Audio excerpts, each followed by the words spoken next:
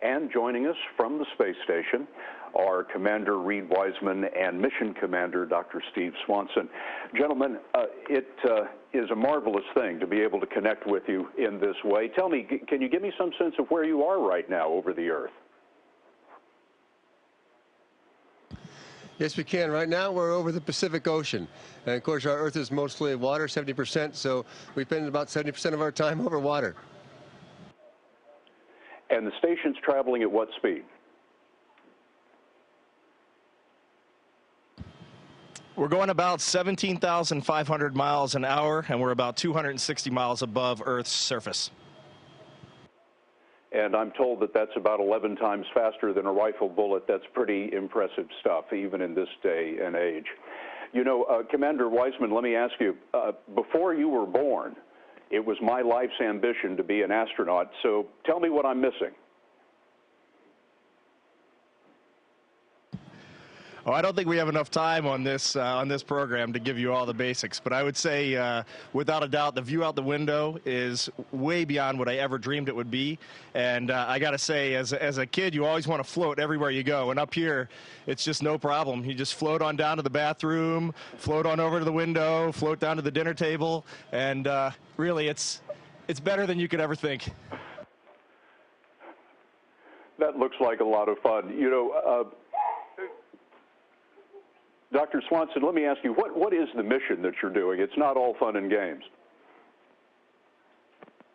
No, you're right. We like to have fun, but our main mission is science up here. We perform over 170 experiments while we're up here, and of course we have to maintain the station and keep it running efficiently and smoothly. And how's the station doing after all these years? Well, it's doing pretty well, but just like any ship, it needs its periodic maintenance, and so things do fail. And I actually like doing the fixing part of this work, so we get to do that once in a while, and sometimes we even get to go outside and fix things. So we always like that. Commander Wiseman, let me ask you a couple of questions about all this tweeting that you've been doing. You've really caught on in the social media world with all these pictures you've been sending out. What are a couple of your favorite pictures that you've tweeted?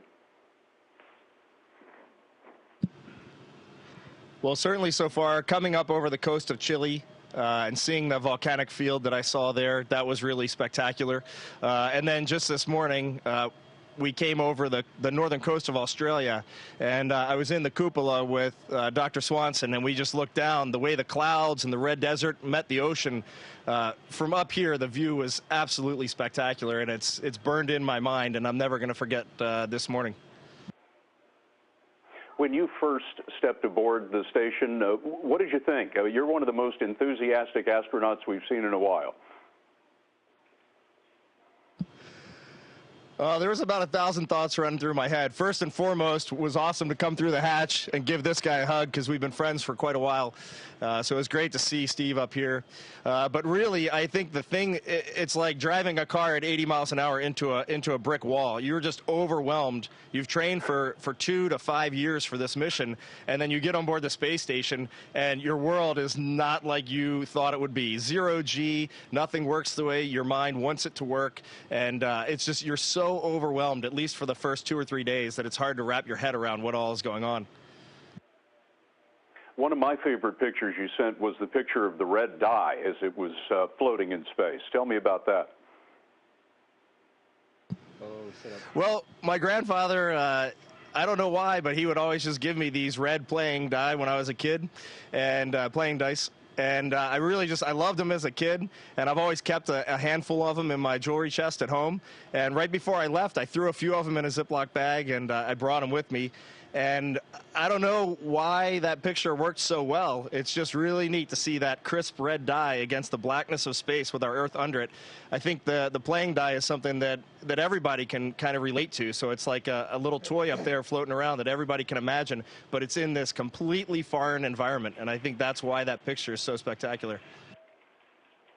Do you guys get a crafts game going once in a while? It would be hard for I think we would throw the dice and they would just keep going all the way down to the Russian segment. So we might have to work on that one this weekend. Dr. Swanson, you've been outside in a spacesuit working on repairs on the station. What is that like, to be outside that spacecraft? It's another great experience, and with many different emotions too when you do that. Of course, again, just like looking out the window at our cupola, probably the biggest one is the view. And again, it's just you and this helmet with a visor, and you can see everything now without any obstructions. And that just view is fantastic in itself. And then the work you have to do is quite difficult usually, and so you really have to concentrate on that, and that makes you a little bit nervous just because the pressure, I think, on you at that point, and then the fact that you're in your own little spacesuit in the vacuum of space also adds a little more pressure to the whole situation. But overall, it's a great experience.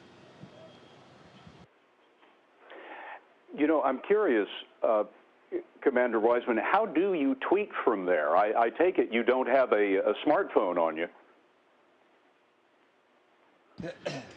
No, there is no smartphone, but if I see something that I really like, I actually send it down to some of our folks at NASA in Houston, and they go on to Twitter and post that for me. So I'm basically using email as a conduit to get these tweets out there. It's really the only way to do it. If I had to log onto the internet every time, I would spend 90% of my day trying to get onto Twitter, and the other 10% work. And in reality, it's about 99% work and 1% taking good pictures out the window. And finally, Dr. Swanson, tell me a little bit about the mission going forward. How long are you going to be there, and what will you be doing? I leave on September 10th. Reed has another 2 months after that up here. Our mission right now, hopefully we're going to get another cargo vehicle called Cygnus or Orbital 2, hopefully soon, and that will bring us supplies and more science to do. At the same time, we are probably going to go do some spacewalks to repair some equipment that is broken outside. We're still waiting on how that's all going to work out timing-wise.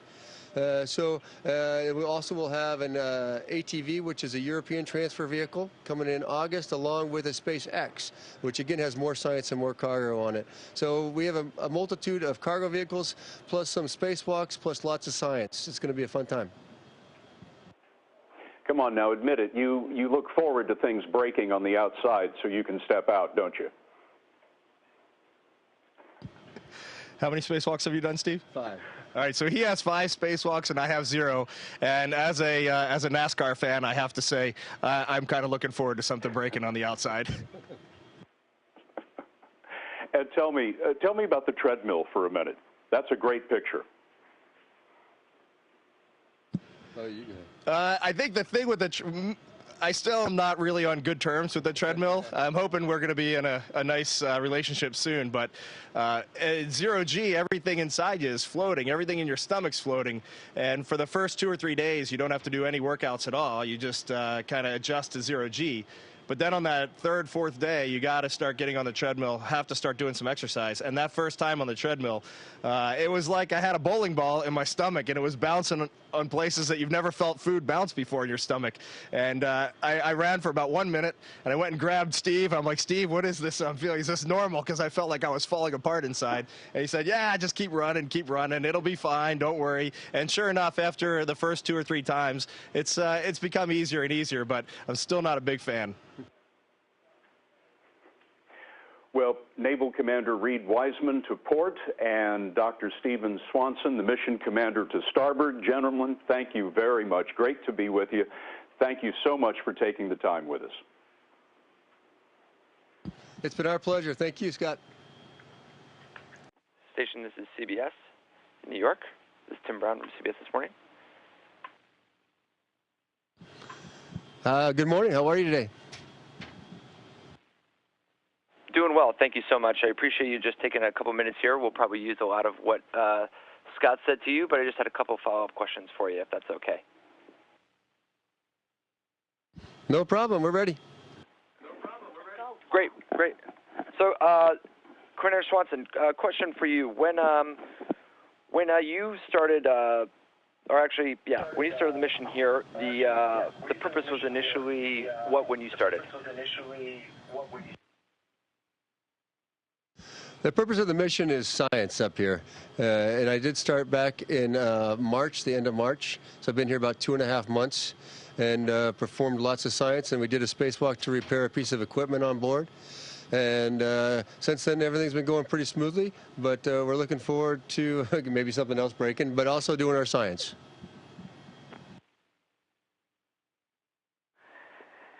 Yes, and Reed, question for you. Are you aware of sort of the celebrity that you have achieved back here just via all your sort of stunning photos that you've posted to Twitter and Flickr and all the other social media websites?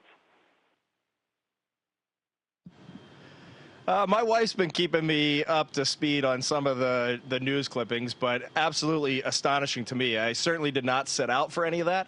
I just wanted to share kind of my first impressions up here for the first week or two of what it's like to be a rookie on the space station. And really, that was my goal. And apparently, it struck a chord. So that's pretty neat. That's great. And just one last question for you.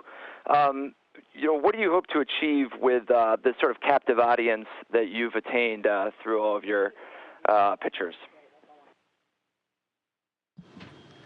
Really, just to kind of maintain, I wouldn't say reawaken, but just the magic of spaceflight and putting a human into such a foreign place. And this really is a foreign place. Everything is just unusual up here. The view, the living, the way we work, the way we eat. And if I could just capture a little of that and spark some imagination in some folks around the world, back in the U.S. in particular, then that's mission accomplished for me. Thank you so much, guys. I really appreciate it. No problem. Take care. Station, this is Houston ACR. Thank you. That concludes the event.